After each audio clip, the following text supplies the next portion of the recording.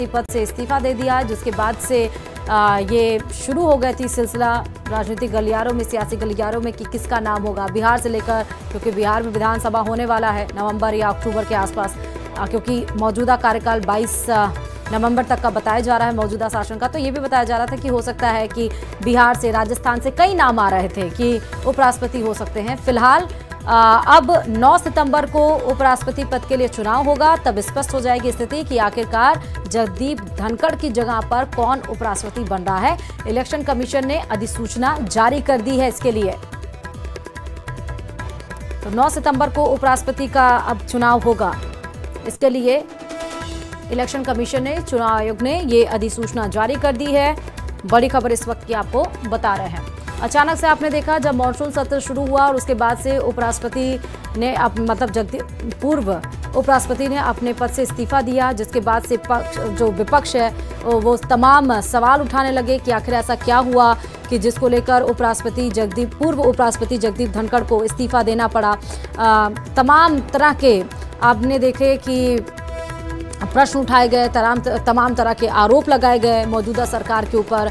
अलग अलग बातें सियासी गलियारों में चलती रही, लेकिन अब इलेक्शन कमीशन ने उपराष्ट्रपति के चुनाव को लेकर अधिसूचना जारी कर दी है। 9 सितंबर वो डेट भी फाइनल हो गई है, यानी कि 9 सितंबर को अब से 8 दिन के बाद उपराष्ट्रपति के लिए चुनाव होगा पद के लिए, और कौन होगा अगला उपराष्ट्रपति वो आपको कुछ दिन के बाद पता चल जाएगा।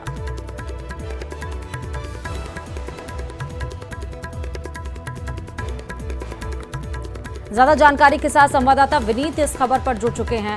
विनीत, पूर्व उपराष्ट्रपति जगदीप धनखड़ ने जब अपने पद से इस्तीफा दिया था उसके बाद से तो पता है कितना सियासी भूचाल आया था, लेकिन अब 9 सितंबर को डेट डिसाइड कर दी गई है, अधिसूचना जारी। विनीत।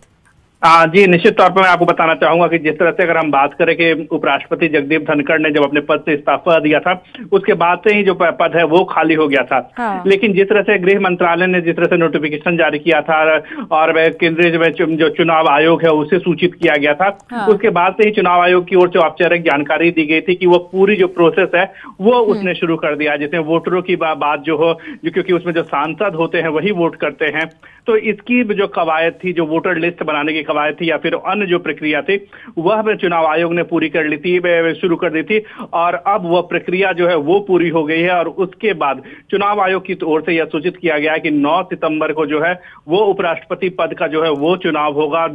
उपराष्ट्रपति पद के लिए जो है वो वोट डाले जाएंगे। इससे पहले जो है वो नॉमिनेशन होगा, जिसमें जो सत्ता पक्ष की ओर से है वो उम्मीदवार उतारे जाएंगे। हालांकि में सत्ता पक्ष की ओर से यह कोशिश की जाती है कि उपराष्ट्रपति का जो चुनाव हो वह निर्विरोध हो, लेकिन निश्चित तौर पर विपक्ष जो है वह भी अपना उम्मीदवार जो है वो उतारेगा। तो उसके पहले में जो नॉमिनेशन की प्रक्रिया होती है, सत्ताधारी पक्ष जो है वो अपने में उम्मीदवार को उतारेंगे।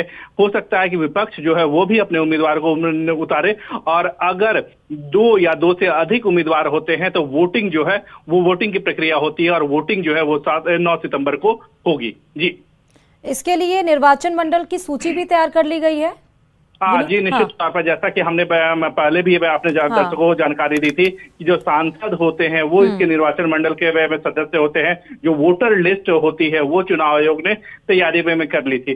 जब ही में चुनाव आयोग को गृह मंत्रालय की ओर से औपचारिक सूचना दी गई थी कि उपराष्ट्रपति पद का जो चुनाव है वो होना है, उसके बाद से ही चुनाव आयोग जो है वो एक्टिव हो गया था।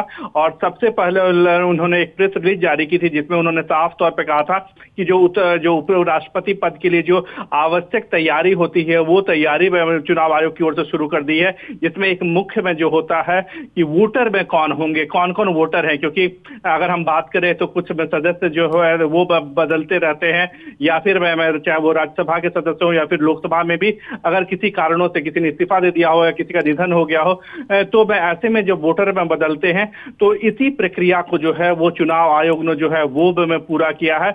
और अब इस बात की घोषणा जो है वो कर दी गई है जिसके तहत जो है अगर जरूरत पड़ा, क्योंकि मैं